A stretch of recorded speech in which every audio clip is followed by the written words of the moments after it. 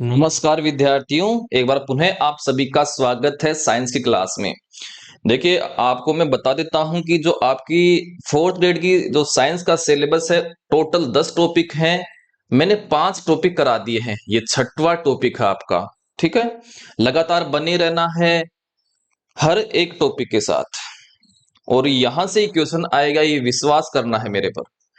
देखिए, टॉपिक कर लोगे, कोई सा भी एग्जाम राजस्थान का हुआ है, इससे संबंधित जो क्वेश्चन आए हैं वो देख लेना है कि हाँ यहीं से क्वेश्चन आ रहा है। जब परीक्षा दोगे तब विश्वास हो जाएगा आपको कि हाँ सामने वाला जो बंदा हमें पढ़ा रहा है वो पूरी शिद्दत के साथ, पूरे जोश के साथ और विद सिलेबस के अकॉर्डिंग पढ़ा रहा है।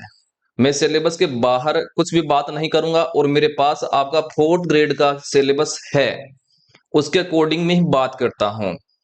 ठीक है, तो क्लास को मैं स्टार्ट कर लेता हूं। आज का टॉपिक है प्रकाश का परावर्तन एवं नियम, reflection of light and it's law. तो पहली बात कर लेते हैं हम, जो प्रकाश है, लाइट है, वो क्या है। तो देखिए, जो प्रकाश है, प्रकाश क्या है? एक ऊर्जा है। क्या है? एक ऊर्जा है। और संसार में प्रकाश का एकमात्र सोर्स, संसार में प्रकाश का सबसे बड़ा स्रोत, प्रकाश का सबसे बड़ा जो स्रोत है, सोर्स है, वो क्या है? सूर्य है। क्या है? सन है, सूर्य है। ये बात आपको ध्यान में रखनी है। अब बात कर लेते हैं कि जो प्रकाश है वो हमेशा सीधी रेखा में गति करेगा। तो यहां पर देखिए, प्रकाश सरल रेखाओं में गमन करता है, ये बात आपको ध्यान में रखनी है।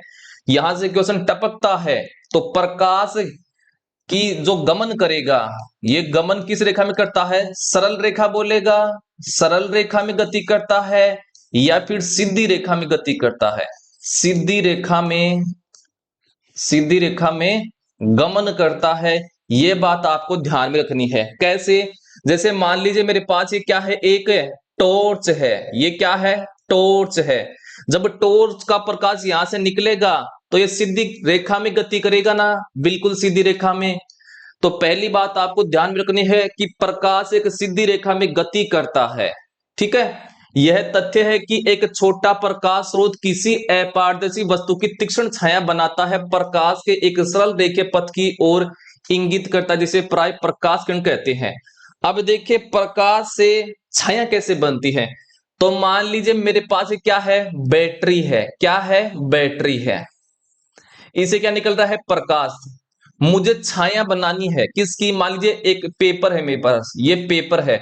तो इस पेपर को प्रकाश के मार्ग में मैं क्या कर दूं? रख दूं। तो इसकी छाया क्या बन जाएगी? पीछे बन जाएगी। और ये वस्तु क्या होनी चाहिए? अपारदर्शी वस्तु। अपारदर्शी वस्तु क्या होनी चाहिए? अपारदर्शी वस्तु होनी चाहिए। ये क्वेश्चन भी आया है राजस्थान की जो एग्जाम हुई थी, उस एग्जाम में आया था कि किसी भी वस्तु की छाया किस प्रकार से बनाई जाएगी। तो प्रकाश के मार्ग में अपारदर्शी वस्तु रखने पर, पारदर्शी वस्तु नहीं, अपारदर्शी वस्तु रखने पर क्या बनेगी? उसकी छाया बनेगी। आगे देखिए, तो इस स्लाइड में आपको क्या बात ध्यान रखनी है कि जो प्रकाश है ये क्या है? एक ऊर्जा है। प्रकाश का सबसे बड़ा स्रोत क्या है? सूर्य है। और प्रकाश का गमन जो सरल रेखा में करता है या फिर सीधी रेखा में गमन करता है। और प्रकाश के द्वारा हम किसी भी ऑब्जेक्ट अर्थात किसी भी वस्तु की जब हमें छाया बनानी होती है तो किस प्रकार की वस्तु लेते हैं? अपारदर्शी वस्तु लेते हैं। ये आप बात आपको ध्यान में रखनी है। अगला देखिए, आगे अब बात लेता हूं विवर्तन के बारे में। किसके बारे में? विवर्तन के बारे में। तो देखिए, यदि प्रकाश के पथ में रखी अपारदर्शी वस्तु अत्यंत छोटी हो तो प्रकाश सरल रेखा में चलने की बजाय इसके किनारों पर मुड़ने की प्रवृत्ति दर्शाता है। इस प्रभाव को प्रकाश का विवर्तन कहते हैं। क्या कहते हैं? विवर्तन। ये भी क्वेश्चन आया है। राजस्थान की एक एग्जाम हुई थी, शायद एलडीसी की हुई थी या पटवार की हुई थी, उसमें आया था। तो क्या होता है विवर्तन? जैसे मान लीजिए ये प्रकाश आ रहा है। क्या आ रहा है? प्रकाश। ठीक है, और इस प्रकाश के मार्ग में मैंने एक छोटा पत्थर रख दिया, बिल्कुल छोटा पत्थर।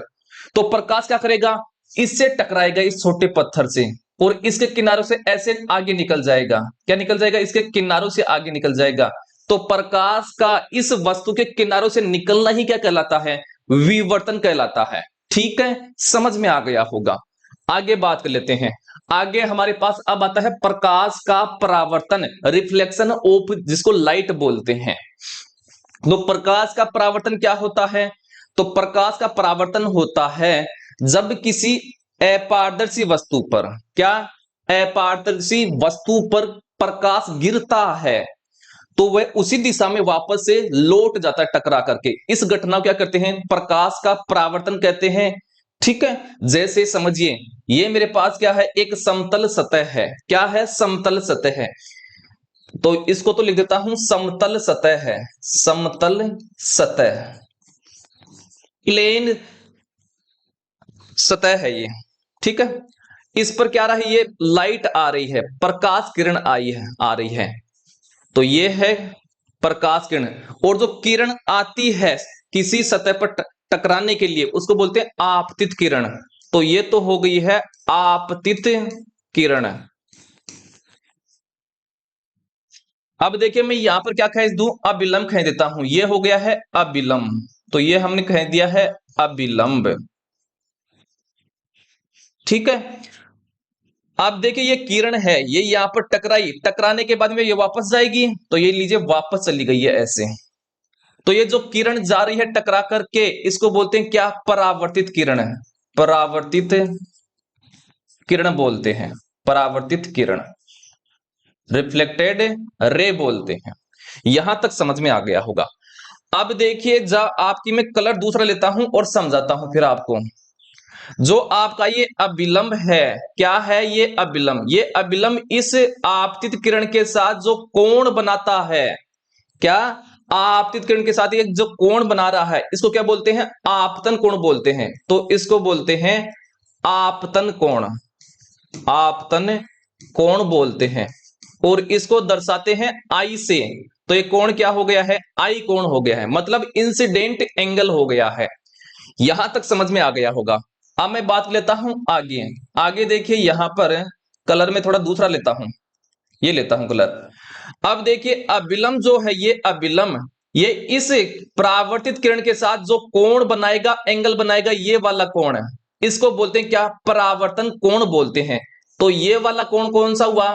परावर्तन कोण, परावर्तन कोण हुआ है। यहां तक समझ में आ गया होगा। और परावर्तन कोण को इंग्लिश में बोलते हैं रिफ्लेक्टेड एंगल। तो इसको आर से दर्शाते हैं, किसके दर्शाते हैं? आर से दर्शाते हैं। यहां तक आपको समझ में आ गया होगा। ठीक है, अब देखिए आपको मैं ये बता देता हूं कि जो आपतन कोण है और परावर्तन कोण है, इन दोनों का मान क्या होता है? बराबर होता है। ठीक है, इन दोनों का मान क्या हो जाएगा? बराबर। तो कोण आई बराबर कोण क्या हो गया है? आर हो गया है। तो पहला नियम तो ये हो गया है क्या, कि प्रकाश की परावर्तन की घटना में आपतन कोण और परावर्तन कोण का मान बराबर होता है। तो देख लीजिए पहला, आपतन कोण एवं परावर्तन कोण के मान क्या होते हैं? बराबर होते हैं।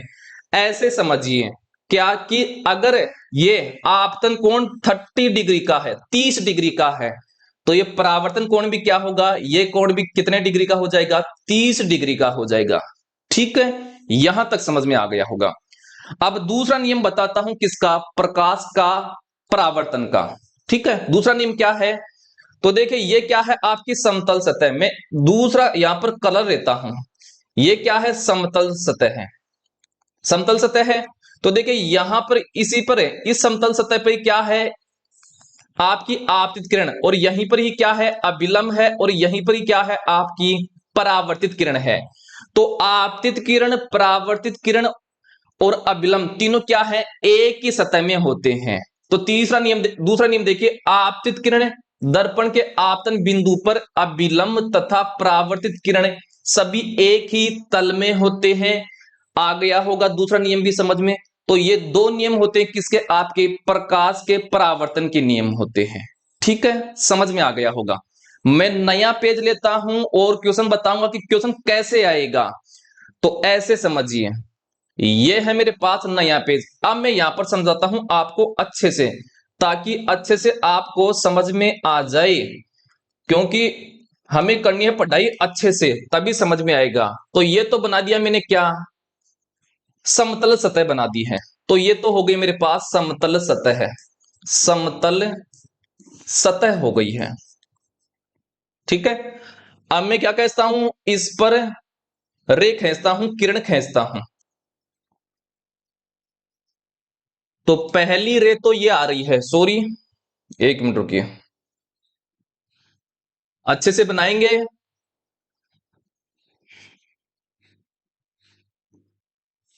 ये रे आ रही है एक यहां पर, ठीक है। अब दूसरी रे मैं खींच रहा हूं यहां पर ही, ये टकरा करके यहां ऐसे जा रही है। अब बीच में क्या खींच देंगे, अबिलंब। तो बीच में खींच देता हूं, ये लीजिए अबिलंब खींच देता हूं इनके बीच में, ये हो गया है अबिलंब। अब इनको मैं नाम दे देता हूं एक बार, फिर अच्छे से समझ में आ जाएगा आपको। तो ये तो किरण आ रही है, क्या ये किरण आ रही है, ये वाली किरण। तो आने वाली किरण को बोलते हैं आपतित किरण, आपतित किरण, जिसको बोलते हैं इंसिडेंट रे। और ये टकरा करके ये किरण जा रही है, तो इसको बोलते हैं क्या, परावर्तित किरण, परावर्तित किरण बोलते हैं, जिसको बोलते हैं रिफ्लेक्टेड रे बोलते हैं। यहां तक समझ में आ गया होगा। और ये बीच में क्या है, अविलंब है, जिसको बोलते हैं नॉर्मल बोलते हैं। ये समझ में आ गया होगा, ठीक है। आई होप यहां तक कोई डाउट नहीं है आपके मन में। अब क्या करते हैं कि जो ये आपतित किरण है, ये अविलंब के साथ जो यहां पर ये एंगल बनाएगी, कहां पर, मैं दूसरा कलर लेता हूं, यहां पर जो ये एंगल बना रही है, इसको क्या बोलते हैं, आपतन कोण बोलते हैं। और आपतन कोण को आई से दर्शाते हैं, तो मैंने ये आई से दर्शा दिया है। तो आई यहां पर क्या है, आई यहां पर है आपतन कोण, क्या है, आपतन कोण है, ठीक है। यहां तक समझ में आ गया होगा। अब सुनिए, जो परावर्तित किरण है, ये अविलंब के साथ जो एंगल बनाएगी, ये वाला एंगल, इस एंगल को क्या बोलते हैं, परावर्तन कोण बोलते हैं। और परावर्तन कोण को आर से दर्शाते हैं। तो आर यहां पर क्या है, आर यहां पर है परावर्तन कोण, क्या हुआ है, परावर्तन कोण है। यहां तक आपको समझ में आ गया होगा। अब मैं परावर्तन का पहला नियम बताता हूं, क्या, कि जो ये आपका ये वाला कोण, आई कोण, आई कोण क्या है, आपतन कोण। और आपतन कोण किसके बराबर होता है, परावर्तन कोण के। तो मैं यहां पर पहला नियम लिखता हूं, नियम फर्स्ट, नियम फर्स्ट लिखता हूं कि आपतन कोण, जिसको दर्शाते हैं आई से, बराबर होता है किसके, परावर्तन कोण के। किसके होता है, परावर्तन कोण के। और परावर्तन कोण को आर से दर्शाते हैं। यहां तक समझ में आ गया होगा, ठीक है, पहला नियम। अब सुनिए दूसरा नियम, नियम दूसरा लिखते हैं, नियम दो। क्या है नियम दो, देखिए ये आपकी है समतल सतह, ये क्या है, समतल सतह है। और इस समतल सतह में देखिए आपका आपतित किरण, अविलंब और परावर्तित किरण तीनों क्या हैं, एक ही सतह में है। तो दूसरा नियम ये हो गया है कि परावर्तन की घटना में आपतित किरण, आपतित किरण, परावर्तित किरण, परावर्तित किरण तथा अविलंब, तथा अविलंब, तीनों एक ही सतह में होते हैं, तीनों एक ही सतह में होते हैं, सतह में होते हैं। तो ये दो नियम हो गए किसके लिए, आपके परावर्तन के, प्रकाश के परावर्तन के दो ही नियम होते हैं। आई होप ये नियम समझ में आ गए होंगे। अब बात लेता हूं क्वेश्चन कैसे टपकेगा यहां से, है ना, मेन बात है क्वेश्चन टपकाना होता है। अब मैं थोड़ा सा इसको साफ कर लेता हूं ताकि आपको और भी अच्छे से समझ में आ जाए, क्योंकि समझाना मेन बात है, समझ में आ जाएगा फिर माइंड में हमेशा के लिए लिख जाएगा। अब क्वेश्चन कैसे आएगा, सुनिए, मान लीजिए आई का मान मान लीजिए 30 डिग्री है, ये 30 डिग्री का एंगल बना रही है, यहां पर कितने डिग्री का एंगल बना रही है, 30 डिग्री का एंगल बना रही है। तो मैं मान लेता हूं ये 30 डिग्री का एंगल बना रही है। तो आर का मान भी क्या हो जाएगा, 30 डिग्री हो जाएगा। ये लीजिए 30 डिग्री इसका हो गया है। अब ये बोलेगा कि ये मान निकालिए, ये मान और ये मान निकालिए। क्या निकालना है, ये वाला मान और ये वाला मान। तो सुनिए, जो आपका अभिलंब है, क्या है ये जो अभिलंब है, ये वाला अभिलंब, ये सतह के साथ कितने डिग्री का एंगल बनाता है इस तरफ टोटल? ये टोटल इस तरफ एंगल है पूरा 90 डिग्री का। कितना है? 90 डिग्री का बनाता है। और इस तरफ भी जो अभिलंब है, ये इस तरफ सतह के साथ कितने डिग्री का एंगल बनाएगा? 90 डिग्री का एंगल बनाएगा। ये वाला समझ में आ गया? मैं दोबारा से समझा दूं, ये कलर आपको दिखाई नहीं दे रहा होगा, मेरे को लगता है कि कलर दिखाई नहीं दे रहा है। मैं कलर दूसरा लेता हूं, फिर समझ में आएगा अच्छे से। ये लाल कलर लेता हूं। तो ये कितने डिग्री का एंगल बनेगा? टोटल 90 डिग्री का एंगल बनेगा। ये टोटल 90 डिग्री का एंगल बनेगा। और इस तरफ भी अभिलंब जो सतह के साथ 90 डिग्री का एंगल बनाएगा। ये वाला समझ में आ गया? तो देखिए, अगर ये 30 डिग्री का है तो ये निकाल लूं। ये एंगल कैसे? 90 में से 30 निकाल दूंगा तो ये कितने डिग्री का हो जाएगा? 60 डिग्री का। क्या हो जाएगा? 60 डिग्री का। अब देखिए, ये वाला कोण और ये वाला कोण क्या होते हैं? हमेशा बराबर होते हैं। ये बात आपको ध्यान में रखनी है। अगर ये 60 डिग्री का हो गया तो ये भी क्या हो जाएगा? 60 डिग्री का। यहां तक समझ में आ गया क्या? अगर समझ में आ गया है तो वीडियो को जल्दी से लाइक कर दो और अन्य साथियों को भी शेयर कीजिए। हम आपसे यही आशा करते हैं, हम आपको अच्छा कंटेंट दे सकते हैं, अच्छे तरीके से पढ़ा सकते हैं, और सपोर्ट करना आपकी जिम्मेदारी है हमारी। ठीक है? बहुत ज्यादा मेहनत लगती है भाई साहब इसको बनाने के लिए, और हम फ्री में दे रहे हैं, अच्छा कंटेंट दे रहे हैं। ठीक है? तो ये समझ में आ गया होगा पूरा। इतना ही है किसके बारे में? प्रकाश के परावर्तन के बारे में। अब देखिए, क्वेश्चन कैसे पूछ सकता है, मैं आपको बता देता हूं। तो क्वेश्चन इस प्रकार से पूछेगा, जैसे ये क्या है, मैं एक बार चित्र बना रहा हूं उसका, प्रकाश के परावर्तन का। अब इसमें क्या आएंगे? ये आ रही है क्या? आपतित किरण। आ गई आपतित किरण। और ये जा रही है क्या? टकरा करके परावर्तित किरण। और बीच में क्या कह देंगे? अभिलंब। तो ये लीजिए, बीच में अभिलंब हो गया है। ठीक है? क्वेश्चन मैं लिख रहा हूं, एक बार इसको बना रहा हूं, फिर आपको पूछूंगा कि कैसे क्वेश्चन पूछेगा और कैसे करना है। तो ये तो क्या हो गई है? समतल सतह हो गई है। समतल सतह। ठीक है? प्लेन सरफेस जिसको बोलते हैं। और ये जो किरण आ रही है सतह पर टकराने के लिए, उसको क्या बोलते हैं? आपतित किरण। ये बोल दिया है आपतित किरण। और ये जो टकरा करके जा रही है, इसको बोलते हैं परावर्तित किरण। क्या बोलते हैं? परावर्तित किरण बोलते हैं। तो ये परावर्तित किरण है। और ये बीच में क्या है? अभिलंब है, जिसको बोलते हैं नॉर्मल बोलते हैं। क्या बोलते हैं? नॉर्मल। अब समझिए, वो कोई सा भी एक एंगल दे देगा यहां पर, बाकी के एंगल हमें निकालने हैं। मान लीजिए ये दे दिया, ये वाला कोण दे दिया है, मान लीजिए उसने दिया है 60 डिग्री का। ये वाला क्या दिया है? 60 डिग्री का एंगल दिया है। और उसने अब यहां पर क्या पूछ लिया है? ये कर दिया है कि इसको दे दिया है एक्स नाम, इसको दे दिया है एक्स नाम, इसको दे दिया है वाई नाम, और इसको दे दिया है जेड नाम। कैसे भी पूछ सकता है कि एक्स का मान निकालिए, वाई का मान निकालिए, या फिर जेड का मान निकालिए। ठीक है? इस प्रकार से क्वेश्चन आता है। तो कैसे हल करेंगे? एक कोण देने पर हम सब कोण निकाल सकते हैं, सारे कोण निकाल सकते हैं। कैसे?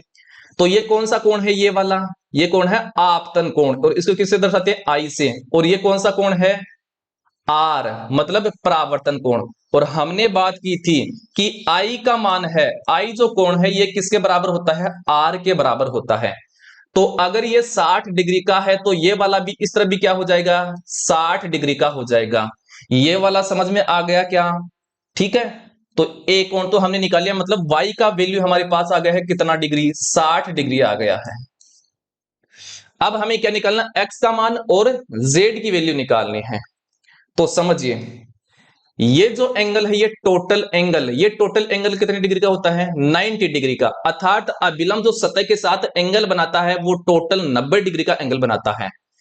तो अगर ये वाला कोण 60 डिग्री का हो गया तो ये वाला कोण निकाल सकते हैं। कैसे? 90 में से 60 निकाल दो तो कितने डिग्री का आ गया है? ये आ गया हमारे पास 30 डिग्री का। कितने डिग्री का आ गया? 30 डिग्री का। तो x की वैल्यू आ गई है 30 डिग्री। अब हमने बात की थी कि इस तरफ वाला कोण है और इस तरफ वाला कोण, दोनों क्या होते हैं, बराबर होते हैं। तो अगर x का मान 30 डिग्री है तो z का मान भी क्या हो जाएगा, 30 डिग्री का हो गया है। आई होप इस प्रकार का क्वेश्चन वो पूछ सकता है। ठीक है, अब हम चलते हैं। तो ये तो हो गया प्रकाश के परावर्तन के बारे में कंप्लीट। आगे बात कर लेते हैं। आगे हमारे पास आता है अब क्या, कि दर्पण द्वारा बना प्रतिबिंब सदैव आभासी तथा सीधा होता है। यहां पर बात कर रहा हूं किसके बारे में, समतल दर्पण के बारे में। तो समतल दर्पण के बारे में यहां पर लिख लेना है। समतल दर्पण के बारे में अब बात कर रहे हैं, किसके बारे में, समतल दर्पण।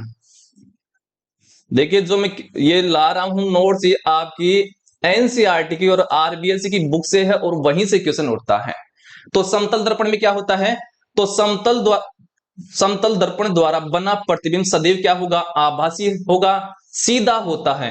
प्रतिबिंब का साइज बिंब के वस्तु के साइज के बराबर होता है। प्रतिबिंब दर्पण के पीछे उतनी ही दूरी पर बनता है जितनी दूरी पर दर्पण के सामने बिंब रखा होता है। इसके अतिरिक्त प्रतिबिंब पार्श्व परिवर्तित होता है। यदि परावर्तक पृष्ठ वक्रित हो तो प्रतिबिंब कैसे बनेंगे, इसको छोड़िए, इस बात को छोड़ दीजिए।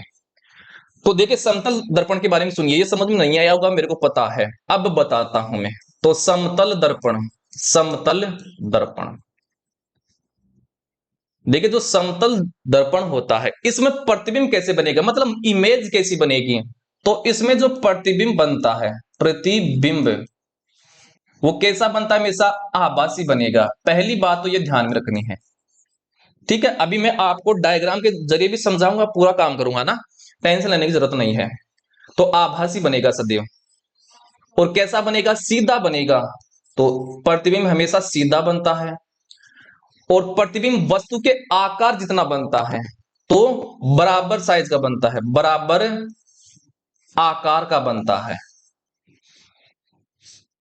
ठीक है, दूसरी बात ये क्या होता है, समान दूरी पर बनता है, समान दूरी पर। और अगली बात, इसमें पार्श्व परिवर्तन की घटना होती है, पार्श्व परिवर्तन। बोलेगा पार्श्व परिवर्तन की घटना कौन से दर्पण में होती है, तो वो आपके समतल दर्पण में होती है। ये बात आपको ध्यान में रखनी है। तो ये बात इसमें ध्यान में रखनी है कि समतल दर्पण में प्रतिबिंब हमेशा आभासी बनता है, सीधा बनता है, वस्तु के बराबर आकार का बनता है और समान दूरी पर बनता है और पार्श्व परिवर्तित रहता है। अब मैं बता देता हूं इसके बारे में डायग्राम बना करके। तो अब बनाता हूं डायग्राम इसका, अब समझ में आएगा आपको। तो ये लीजिए आपके सामने, ये मैंने क्या कह दिया है, एक समतल दर्पण बना दिया। तो एक तरफ क्या होती है, पोलिस होती है समतल दर्पण के, ये हो गए इसके पोलिस। अब समझिए, मान लीजिए यहां पर क्या है, एक वस्तु है, यहां पर क्या है, एक वस्तु है, ये लीजिए एक वस्तु है। ठीक है, और ये वस्तु है, ये इस समतल दर्पण से मान लीजिए 12 मीटर की दूरी पर है। कितनी दूरी पर है, 12 मीटर की दूरी पर है। अब देखिए इस वस्तु का इमेज बनेगी, मतलब प्रतिबिंब बनेगी, इसकी फोटो बनेगी किसमें, इस समतल दर्पण में। तो जब इसकी फोटो बनेगी, तो जो ये वस्तु इस तरफ कितनी दूरी पर है, 12 मीटर की दूरी पर। तो इसकी जब फोटो बनेगी, मतलब प्रतिबिंब बनेगा, तो इसके इस समतल दर्पण में 12 मीटर की दूरी पर ही बनेगा। तो ये 12 मीटर की दूरी पर बन रहा है क्या, ये प्रतिबिंब बन रहा है। तो ये क्या है, वस्तु का प्रतिबिंब है। क्या है ये, वस्तु का प्रतिबिंब है। ठीक है, प्रतिबिंब, ये समझ में आ गया होगा। और ये क्या है, वस्तु है। तो देखिए ये किस टाइप की थी, आपकी आयताकार थी ये वस्तु। तो देखिए आयताकार ही क्या बन रहा है, प्रतिबिंब बन रहा है। तो वस्तु के आकार जितना ही बन रहा है ना, तो पहला तो ये हो गया है। दूसरा देखिए, यहां पर 12 मीटर थी दूरी समतल दर्पण और वस्तु के बीच में। तो देखिए इस तरफ इमेज भी देखिए 12 मीटर की दूरी पर ही बन रही है, तो समान दूरी पर बन रही है। दूसरी बात यह हो गई है। अब समझिए पार्श्व परिवर्तन क्या होता है। पार्श्व परिवर्तन होता है वस्तु का जो दायां भाग है, वस्तु का दायां भाग जो है वो प्रतिबिंब में बाईं ओर दिखाई देगा, बाईं ओर। और जो दायां भाग है, इसका ये दायां भाग है, सॉरी बायां भाग है, ये इस तरफ क्या हो जाएगा, मान लीजिए बायां भाग है, इस तरफ बायां भाग है, ये इसके दाईं ओर दिखाई देगा, दाईं ओर दिखाई देगा। और इसी घटना को क्या बोलते हैं, पार्श्व परिवर्तन की घटना बोलते हैं। तो पार्श्व परिवर्तन की घटना किसमें पाई जाती है आपकी, ये पाई जाती है समतल दर्पण में। ठीक है, अब समझिए ये बात हो गई है। आभासी बनता है, ये आपको ध्यान में रखना है। ठीक है, और सीधा बनता है हमेशा, ये बात भी हो गई है, और ये हो गई है बात, और समान दूरी पर हो गया, और पार्श्व परिवर्तन की घटना होती है। एक बात और ऐड कर लेनी यहां पर कि समतल दर्पण की फोकस जो दूरी है, फोकस दूरी, फोकस लेंथ है, वो क्या होती है, अनंत होती है। क्या होती है, अनंत। ये बात भी आपको ध्यान में रखनी है।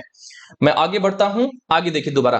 अब वो क्वेश्चन कैसे करेगा कि समतल दर्पण के सामने एक वस्तु 12 मीटर की दूरी पर रखी हुई है। समतल दर्पण के सामने एक वस्तु 12 मीटर की दूरी पर रखी हुई है। तो क्वेश्चन पूछेगा कि वस्तु वस्तु और प्रतिबिंब के बीच की दूरी बताइए। वस्तु और प्रतिबिंब के बीच की दूरी बताइए।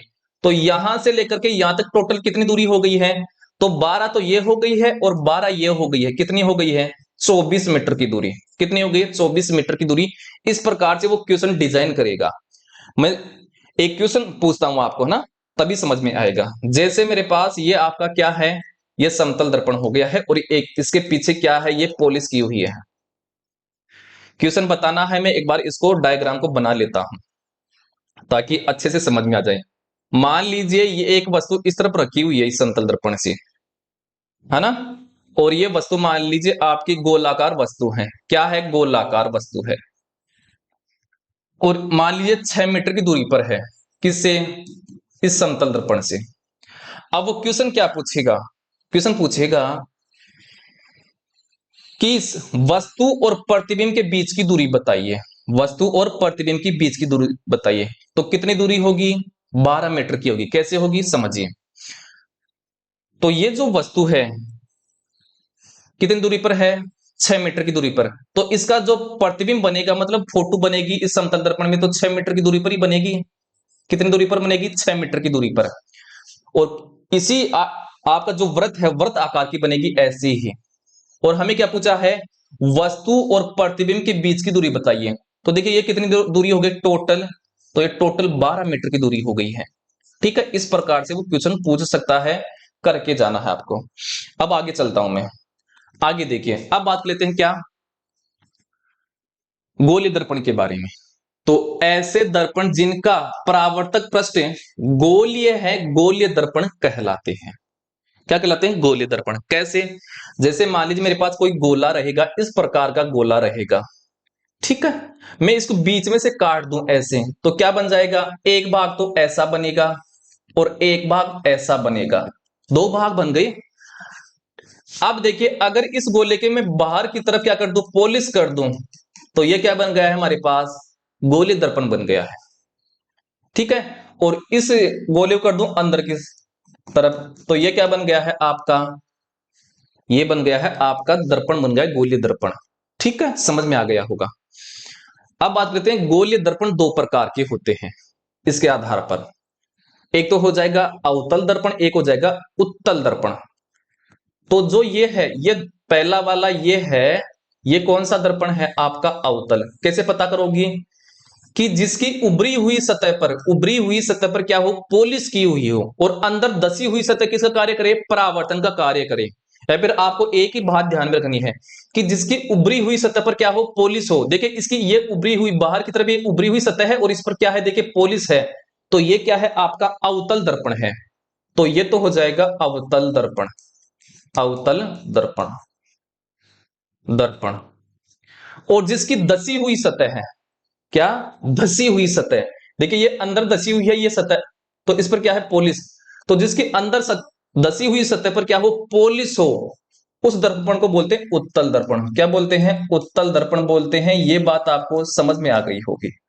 तो गोलीय दर्पण दो प्रकार के होते हैं। अब सुन लीजिए, गोलीय दर्पण का परावर्तक पृष्ठ अंदर की ओर या बाहर की ओर वक्रित हो सकता है। गोलीय दर्पण जिसका परावर्तक पृष्ठ अंदर की ओर अर्थात गोले के केंद्र की ओर वक्रित हो, वह अवतल दर्पण कहलाता है।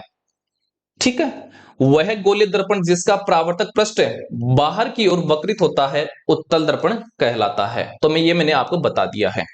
आगे बढ़िए, आगे हमारे पास आता है, गोलीय दर्पण के परावर्तक पृष्ठ के केंद्र को दर्पण का ध्रुव कहते हैं।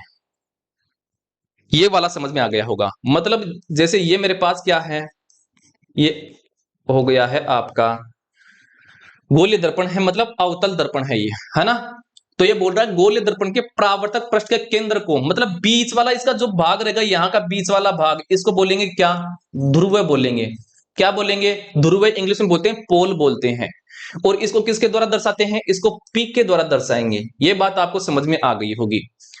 यह दर्पण के पृष्ठ पर स्थित होता है, ध्रुव को प्राय पी से निरूपित करते हैं। अगला देखिए, गोलीय दर्पण का परावर्तक पृष्ठ एक गोले का भाग होता है। ये बात हमने बात कर ली कि जो जो कोई भी गोलीय दर्पण होगा वो किसी गोले का भाग होगा। इस गोले का केंद्र गोलीय दर्पण का वक्रता केंद्र कहलाता है।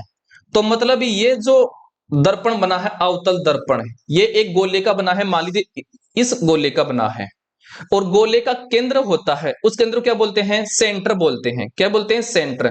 तो ये जो सेंटर है, इस गोले का जो सेंटर है, इसे दर्पण का क्या कहलाएगा, वक्रता केंद्र कहलाएगा। ये बात आपको समझ में आ गई। तो ये इसके सामने हो जाएगा ऐसे, है ना, क्योंकि ऐसे ही तो होता है गोल, और गोले का बीच में ही तो सेंटर होता है, तो इसको बोलते हैं वक्रता केंद्र।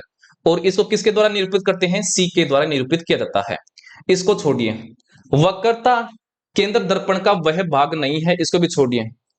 यह परावर्तक पृष्ठ के बाहर की ओर स्थित होता है, बिल्कुल सत्य बात हो गई है। अवतल दर्पण का वक्रता केंद्र परावर्तक पृष्ठ के सामने रहेगा। तो अवतल दर्पण में तो क्या रहेगा, अवतल दर्पण में, अवतल दर्पण में तो जो वक्रता केंद्र है ये इसके सामने रहेगा। और उत्तल में क्या हो जाएगा, तो उत्तल इस प्रकार से बनता है ना, इस प्रकार से बनता है। तो देखिए जब इसको गोल बनाएंगे तो किस तरफ आएगा, इसका इस तरफ आएगा वक्रता केंद्र, तो मतलब बाहर की तरफ होता है इसका, है ना। तो यह बात आपको ध्यान में रखनी है। तथापि उत्तल दर्पण में यह दर्पण के परावर्तक पृष्ठ के पीछे की ओर स्थित होता है। तो देखिए पीछे की ओर स्थित है, इस तरफ किरणें आएंगी टकराने के लिए, क्या आएंगी, टकराएंगी ऐसे किरणें। तो देखिए ये वक्रता केंद्र तो इसका क्या हो गया, पीछे की तरफ हो गया है। ठीक है, आगे चलिए।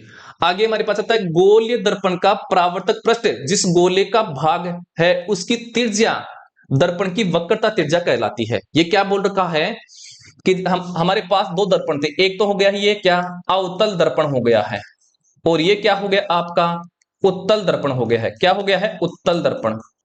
तो गोला जो है ये ऐसे गोला है और इसका केंद्र बिंदु हो जाएगा। अब देखिए केंद्र से परिधि की जो दूरी होती है उसको क्या बोलते हैं, त्रिज्या बोलते हैं, तो आर बोलते हैं। तो ये त्रिज्या इसकी होती है, यही त्रिज्या इसे क्या कहलाती है, वक्रता त्रिज्या कहलाती है। इसकी क्या कहलाती है, वक्रता त्रिज्या। तो ये कहलाएगी इसकी वक्रता त्रिज्या। तो सेंटर ये हो गया था और ये हो गया, तो ये त्रिज्या क्या हो गई है, वक्रता त्रिज्या, और इसके सेंटर इस तरफ होगा, तो ये परिधि से इसकी दूरी ये हो गई है आर, मतलब वक्रता त्रिज्या हो गई है। समझ में आ गया होगा। और इसको किसके द्वारा दर्शाते हैं, वक्रता त्रिज्या कहलाती है, इसे आर से निरूपित किया जाता है। तो इसको कैपिटल आर से निरूपित किया जाता है, यह आपको बात ध्यान में रखनी है। ठीक है, आगे देखिए, गोलीय दर्पण के ध्रुव तथा वक्रता त्रिज्या से गुजरने वाली एक सीधी रेखा की कल्पना कीजिए। इस रेखा को दर्पण का मुख्य अक्ष कहते हैं। तो जो आपकी ये है क्या, ये ध्रुवता है, बीच में बात की थी ध्रुव, और ये हो गई है क्या, वक्रता त्रिज्या। तो ये जो लंबाई है, ये सीधी रेखा, ये क्या कहलाती है, मुख्य अक्ष कहलाती है। क्या कहलाती है, मुख्य अक्ष। और इस तरफ देखिए ये पोल है और ये क्या है, वक्रता केंद्र है। तो ये सीधी लाइन क्या कहलाएगी, मुख्य अक्ष कहलाएगी। समझ में आ गया होगा। ठीक है, आगे देखिए, मुख्य अक्ष दर्पण के ध्रुव पर अभिलंब है। क्या है, ध्रुव पर अभिलंब है। इसको छोड़िए, फिर आइए, गोलीय दर्पण के ध्रुव तथा मुख्य फोकस के बीच की दूरी को फोकस दूरी कहलाती है। क्या कहलाती है, फोकस दूरी कहलाती है। तो ये बोल रखा है मुख्य फोकस के बीच की दूरी, मुख्य फोकस के बीच की दूरी फोकस दूरी कहलाती है। मतलब इस दूरी की आधी दूरी हो जाएगी। जो आपका ये आर है ना, आर मतलब वक्रता त्रिज्या है, वक्रता त्रिज्या है, उसकी आधी कर दें अगर, दो का भाग दे तो हमारे पास फोकस दूरी आ जाएगी। क्या जाएगी, फोकस दूरी। तो ये लीजिए फोकस दूरी आ गई है। तो आपको ये रिलेशन याद करना है कि जो फोकस दूरी है, मतलब फोकस दूरी है, ये वक्रता त्रिज्या क्या होती है, आधी होती है। ये कई बार क्वेश्चन आया है, पूछ लेगा। ठीक है, अब इसको इसी को क्या कर दूं मैं, कि 2f है, ये दो इस तरफ चला जाएगा तो सूत्र क्या बन जाएगा, 2f बराबर r। ये दोनों याद कर लेना, एक याद कर लेना है, ऑटोमेटिक दूसरा बन जाएगा। तो आपको ध्यान में रखना है कि जो फोकस दूरी है ये वक्रता त्रिज्या की क्या होती है, आधी होती है, ध्यान में रखना है। और फोकस दूरी को r से दर्शाया जाता है। आगे देखिए, गोलीय दर्पण का परावर्तक पृष्ठ अधिकांशतः गोलीय ही होता है। इस पृष्ठ की एक वर्ताकार सीमा होती है। गोलीय दर्पण के परावर्तक पृष्ठ की इस वर्ताकार सीमा रेखा का व्यास दर्पण का द्वारक कहलाता है। ऐसे समझिए। इस प्रकार से तो हमारे पास क्या था, ये था आपका अवतल दर्पण और ये क्या था आपका उत्तल दर्पण। ठीक है, ये बात समझ में आ गया होगा।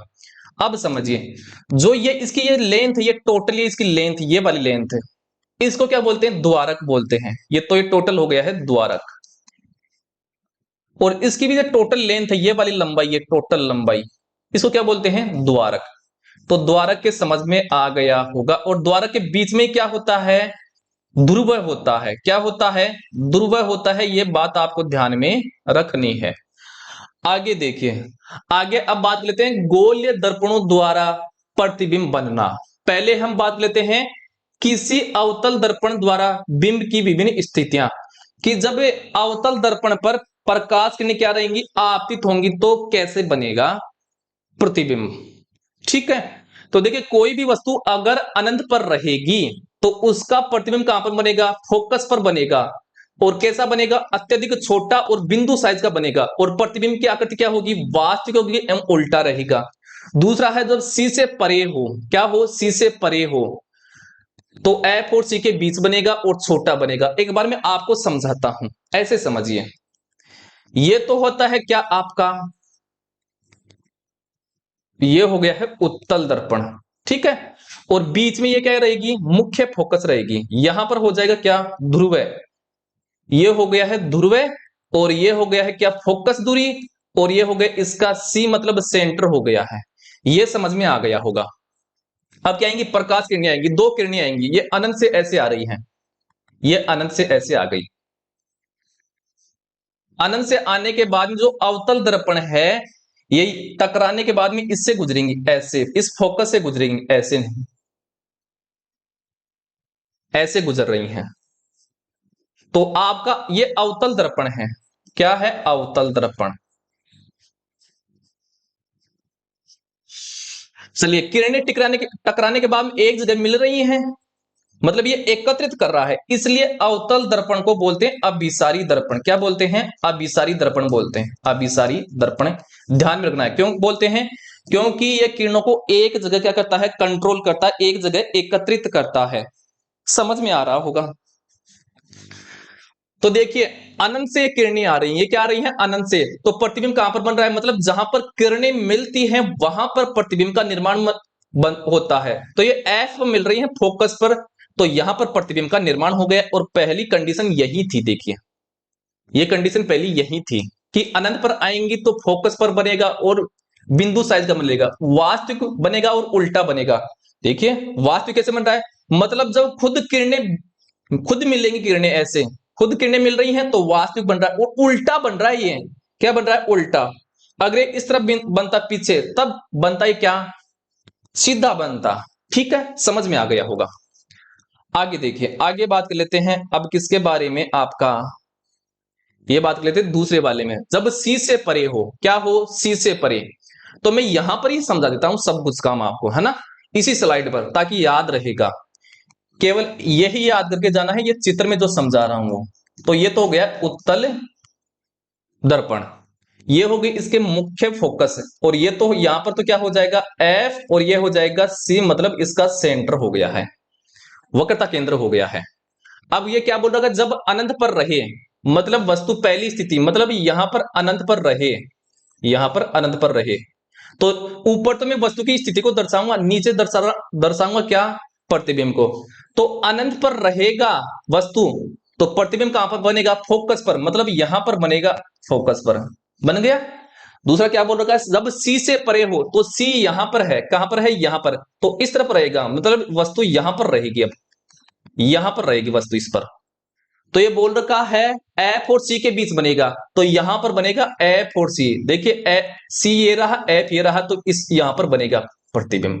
समझ में आ गया होगा।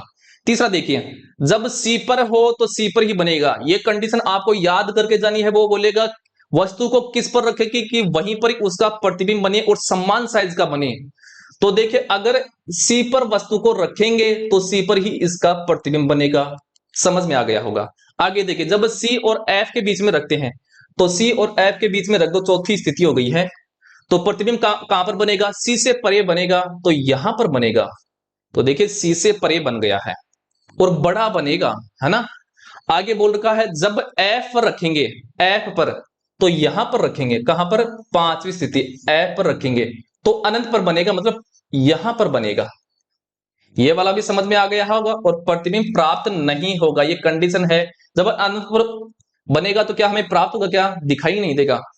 अब ये बोल रखा है जब P और F के बीच में रखेंगे, मतलब P किसको बोलते हैं? ध्रुव को, ये P है, तो यहां पर रखेंगे। तो ये बोल रखा है दर्पण के पीछे बनेगा, यहां पर बनेगा छठवीं स्थिति। ये छठवीं स्थिति आपको याद करनी है। और विवर्तित बनता है मतलब बड़ा बनता है, आभासी बनता और सीधा बनता है। देखिए, पीछे बन रहा है तो सीधा बन गया ना, और पीछे बनेगा तो क्या किरणें आप खुद मिलेंगे? क्या हमें मिलाना पड़ेगा। और जब खुद नहीं मिलती हैं किरणें तो उसको बोलते हैं आभासी प्रतिबिंब। ये बात आपको समझ में आ गई होंगी। तो केवल आपको ये जो मैं समझाया हूं वो याद करके जाना है और कुछ नहीं देखना है।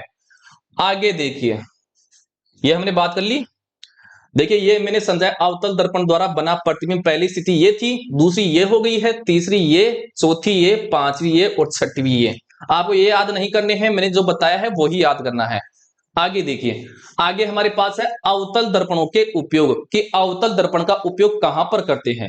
तो देखिए, अवतल दर्पण का उपयोग सामान्यतः टॉर्च, सर्च लाइट, वाहनों के अग्रदीपों, मतलब हेडलाइट होती है ना वाहनों की, वहां पर करते हैं, में प्रकाश का शक्तिशाली समानांतर किरण पुंज प्राप्त करने के लिए किया जाता है। इन्हें प्राय चेहरे का बड़ा प्रतिबिंब देखने के लिए सेविंग दर्पणों अर्थात सेविंग दर्पणों के रूप में करते हैं। दंत विशेषज्ञ अवतल दर्पण का उपयोग मरीजों के दांतों का बड़ा प्रतिबिंब देखने के लिए करते हैं। सौर भट्टियों में सूर्य के प्रकाश को केंद्रित करने के लिए बड़े अवतल दर्पण का उपयोग किया जाता है। आपको सीधी बात ऐसी याद करनी है, इसको छोड़िए, मैं आपको बताता हूं। अवतल दर्पण, तो पहली बात, अवतल दर्पण का उपयोग कहां पर करते हैं? टॉर्च में करते हैं। दूसरा, सर्च लाइट में किया जाता है। कहां पर? सर्च लाइट में। इसके अलावा गाड़ियों की जो हेडलाइट होती है, हेडलाइट, वहां पर किया जाता है। इसके अलावा सेविंग दर्पणों में, जो आपके नाई वगैरह होते हैं ना, ये नाई वगैरह इन्हीं दर्पणों का उपयोग करते हैं, सेविंग दर्पणों में किया जाता है। इसके अलावा इसका उपयोग दंत चिकित्सक करते हैं। कौन करते हैं? दंत चिकित्सक, चिकित्सक करते हैं, दंत चिकित्सक करते हैं। इसके अलावा इसका उपयोग किसमें किया जाता है? सौर भट्टियों में। किसमें किया जाता है? सौर भट्टियों में। तो आपको जो मैं लिखा हूं वो ही याद करना है, ठीक है। ये हो गए हैं अवतल दर्पण के उपयोग, हो गए हैं कि कहां कहां पर इसका उपयोग किया जाता है। अब बात लेते हैं आगे उत्तल दर्पण के बारे में। उत्तल दर्पण द्वारा प्रतिबिंब निर्माण। तो उत्तल दर्पण में दो ही स्थितियां रहेंगी, जब वस्तु क्या रहेगी? अनंत पर रहेगी। वस्तु जब अनंत पर रहेगी तो प्रतिबिंब कहां पर बनेगा? एफ पर बनेगा, फोकस पर बनेगा। और कैसा बनेगा? आभासी बनेगा। तो मैं यहां पर लिखता हूं उत्तल दर्पण के बारे में, उत्तल दर्पण। तो उत्तल दर्पण में दो स्थिति बनेगी, जब वस्तु क्या हो? वस्तु अनंत पर रहे, अनंत पर। तो जो प्रतिबिंब है वो कहां पर बनेगा? तो प्रतिबिंब जो है, प्रतिबिंब वो कहां पर बनेगा? फोकस पर बनेगा। कहां पर बनेगा? फोकस पर। और कैसा बनेगा? वो बनेगा आभासी, क्योंकि किरणें खुद नहीं मिल रही है, हम मिलाते हैं। और प्लस कैसा बनेगा? सीधा, क्योंकि जब पीछे बनता है तो सीधा बनता है, ठीक है। दूसरी स्थिति है जब वस्तु को कहीं पर भी रख दें, मतलब वस्तु का स्थिति सी से लेकर के और P और F के बीच में, P व F के बीच में कहीं पर भी रख दो, P व F के बीच में कहीं पर भी रख दो, हमेशा जो प्रतिबिंब बनेगा वो क्या बनेगा? आभासी बनेगा और छोटा बनेगा। तो प्रतिबिंब है वो कहीं पर भी बन सकता है ना। प्रतिबिंब कहीं पर भी बन सकता है, ये बात आपको ध्यान में रखनी है। और आभासी बनेगा और सीधा बनेगा, ठीक है। ये बात आपको ध्यान में रखनी है। आगे देखिए, आगे हम बात लेते हैं। तो देखिए, ये देख अनंत पर जब रखेंगे तो फोकस व एफ मतलब फोकस पर बनेगा, दर्पण के पीछे बनेगा, अत्यधिक छोटा होगा और बिंदु साइज का होगा, आभासी एवं सीधा होगा। दूसरा देखिए, अनंत तथा दर्पण के ध्रुव के बीच में, तो अनंत और दर्पण के ध्रुव के बीच में रखेंगे तो कहां पर बनेगा, पी तथा एफ के बीच बनेगा, पी और एफ के बीच में बनेगा, ये बात आपको ध्यान में रखनी है, और छोटा बनेगा और आभासी और सीधा बनेगा। क्वेश्चन ऐसा आएगा, ऐसा कौन सा दर्पण है, ऐसा कौन सा दर्पण है जिसमें हमेशा आभासी आभासी प्लस सीधा प्रतिबिंब बनता है, तो वो कौन सा है, आपका उत्तल दर्पण है, ध्यान में रखना है।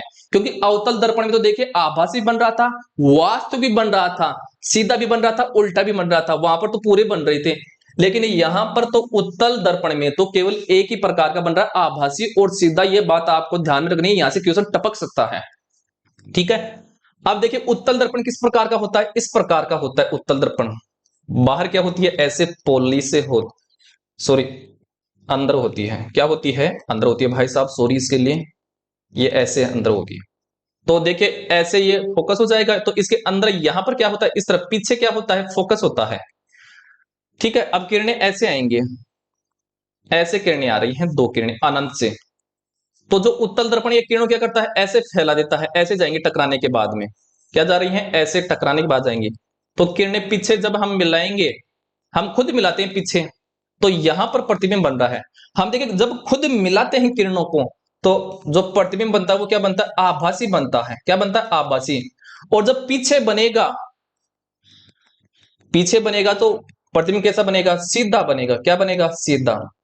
तो जो उत्तल दर्पण है ये किरणों क्या कर रहा है, देखिए फैला रहा है, ऐसे फैला रहा है ना, तो उत्तल दर्पण जो है ये किरणों क्या करता है, फैलाता है, उत्तल दर्पण किरणों को फैलाता है, इसलिए उत्तल दर्पण का दूसरा नाम है अपसारी दर्पण। क्या है, अपसारी दर्पण। तो उत्तल दर्पण को अपसारी दर्पण भी बोलते हैं, यह बात आपको ध्यान में रखनी है, माइंड में। आगे अब बात कर लेते हैं उत्तल दर्पण के उपयोग। तो आता है उत्तल दर्पण के उपयोग। उत्तल दर्पण का उपयोग सामान्यतः वाहनों के पथ दृश्य विन दर्पणों के रूप में किया जाता है। अर्थात जो ड्राइवर होता है, ड्राइवर अपने साइड में जो दर्पण लगाता है उसको बोलते हैं क्या, वाहनों के पथ दृश्य। ये दर्पण वाहन के पार्श्व में लगे होते हैं तथा इनमें ड्राइवर अपने पीछे के वाहनों को देख सकते हैं, जिसे वे सुरक्षित रूप से वाहन चला सकें। उत्तल दर्पणों को इसलिए भी प्राथमिकता देते हैं क्योंकि ये सदैव सीधा प्रतिबिंब बनाते हैं, यद्यपि वह छोटा होता है, इनका दृष्टि क्षेत्र बहुत अधिक होता है क्योंकि ये बाहर की ओर वक्रित होते हैं। अतः समतल दर्पण की तुलना में उत्तल दर्पण ड्राइवर को अपने पीछे की ओर बड़े क्षेत्र को देखने में समर्थ होते हैं। तो दो ही बात यहां पर ध्यान रखनी है उत्तल दर्पण के बारे में, उत्तल दर्पण के बारे में, कि उत्तल दर्पण का एक तो साइड मिरर जो ड्राइवर होता है साइड दर्पण के रूप में उपयोग करता है, और इसका क्षेत्र जो होता है वो क्या होता है, अनंत होता है, किसके दूर होता है, बहुत ज्यादा क्षेत्र होता है, मतलब अधिक क्षेत्र को वो कम में कवर कर लेता है। ठीक है, ये बात भी आपको ध्यान रखनी है, ये वाली बात, उत्तल दर्पण ड्राइवर को अपने पीछे के बड़े क्षेत्र को देखने में समर्थ बनाता है, ये बात आपको ध्यान में रखनी है। आगे देखिए, अब आपको ध्यान में रखना है क्या, उत्तल सॉरी दर्पण का जो फॉर्मूला वो क्या होता है वो ध्यान में रखना है। तो 1/f बराबर 1/v प्लस 1/u, केवल आपको ये ध्यान में रखना, इसके बारे में आपको कुछ पता नहीं करना कि f क्या होता है, f तो फोकस दूरी होती है, v क्या होती है, u क्या होती है। ठीक है, तो ये तो क्या है, दर्पण का सूत्र पूछ लेगा, दर्पण सूत्र क्या है। अब एक आता है क्या, लेंस सूत्र, थोड़ा सा ही अंतर है, 1/f बराबर 1/v माइनस 1/u, ये किसका सूत्र है, ये सूत्र है आपका लेंस का। तो ये सूत्र पूछ लेगा ना दर्पण का, तो दिक्कत खड़ी होगी। देखिए सेम है दोनों, तो आपको ध्यान रखना है दर्पण में प्लस आएगा सब जगह, और यहां पर क्या आता है माइनस, याद कैसे करोगे, देखिए लेंस, लेंस किसे बना है, ले से, तो ले से ही क्या बनता है, लेस, क्या बनता है, लेस, और लेस का मतलब क्या होता है, कम, तो माइनस का चिन्ह हमेशा किस में आएगा, लेंस वाले दर्पण में, लेंस वाले दर्पण के लेंस सूत्र में आएगा हमेशा माइनस का चिन्ह, और दर्पण सूत्र में एक याद कर लेना है, दूसरा ऑटोमेटिक याद हो जाएगा। ठीक है, तो लेंस बना होता है लेस से, और लेस का मतलब होता है कम, तो माइनस का चिन्ह आता है किसमें, लेंस के सूत्र में आता है। तो ये होता है आपका किसके बारे में, प्रकाश के परावर्तन के बारे में। अगर क्लास आपको अच्छी लगती है तो क्लास को देखिए, ज्यादा से ज्यादा लाइक करना है, बहुत ज्यादा मेहनत लगती है भाई साहब। ठीक है, तो आज के लिए इतना ही, मिलते हैं अगले नए टॉपिक के साथ अगली क्लास में।